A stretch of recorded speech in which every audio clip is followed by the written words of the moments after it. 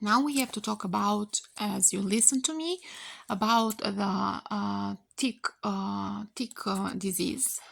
Like a 32 years old man is brought to the emergency with progressive ascending paralysis that began 18 hours earlier. He initially noticed paresthesias in his lower extremities.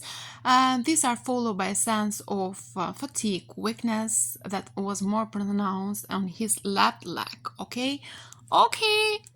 He has no history of headache, fever, or recent infections or illness.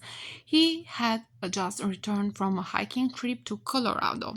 His blood pressure is 180/22 with 81 millimeter of mercury. Pulse is 86 for minutes.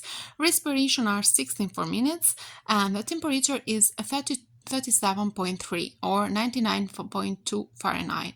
Physical examination reveals intact cranial nerves, absent deep tendon reflexes in the left lower extremity, and one pulse in the right lower extremity.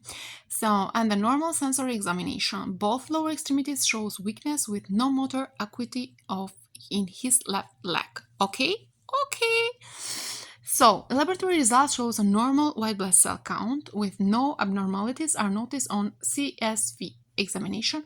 What is the most appropriate next step in the management of this patient? Can you tell me? Meticulous search for a tick. Wow, you get that. Bravo. And the most likely diagnosis is tick-borne paralysis. So this is a tick-borne paralysis. Okay. Patient usually presents with progressive ascending paralysis over hours to days. Paralysis may be localized or more pronounced in one leg or arm, as in this patient. Fever is typically not present. A history of fever or prodromal illness that makes the diagnosis unlikely. Sensation is usually normal. How is the sensation? Normal. Okay. So there is no autonomic dysfunction noted in these patients, unlike that seen in the majority of patients with Guillain-Barré syndrome (GBS). So there is no autonomic. There is the paralogy, the etiology. Which is the etiology of this? The etiology is neurotoxin release. So the tick needs to feed for 4 to 7 days for the release of the neurotoxin.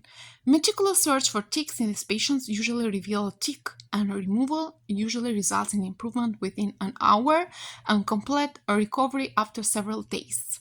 So the GPS presents with ascending symmetrical paralysis over days or 2 weeks, but not usually hours. If we see about the immunoglobulin and plasmapheresis intravenous, can you give to him this? Autonomic dysfunction, like occurs at 70% of patients.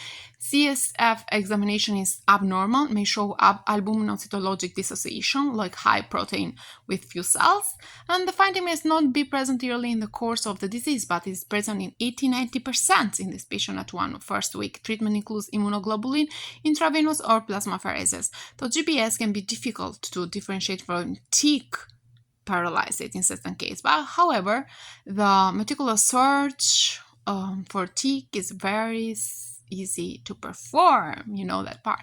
If a tick is found, expensive workup and unnecessary treatment can be avoided. So botulism presents with descending paralysis and cranial nerve involvement. Papillary abnormalities are common in botulism, but rare in tick paralysis. What else? Spinal cord tumors may be present in ascending paralysis over days to weeks, but usually not hours.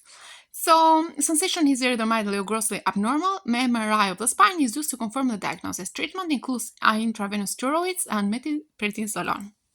So, tick-borne paralysis is characterized by progressive ascending paralysis, which may be asymmetrical, absence of fever and sensory abnormalities, and normal CSF examination. Tick must feed for 4 to 7 days, are typically found on patients after meticulous searching. Removal of the tick results in spontaneous improvement in most patients. Have you understand the lesson? Yes, we have understand. Oh, it's so nice. Bye. Bye-bye.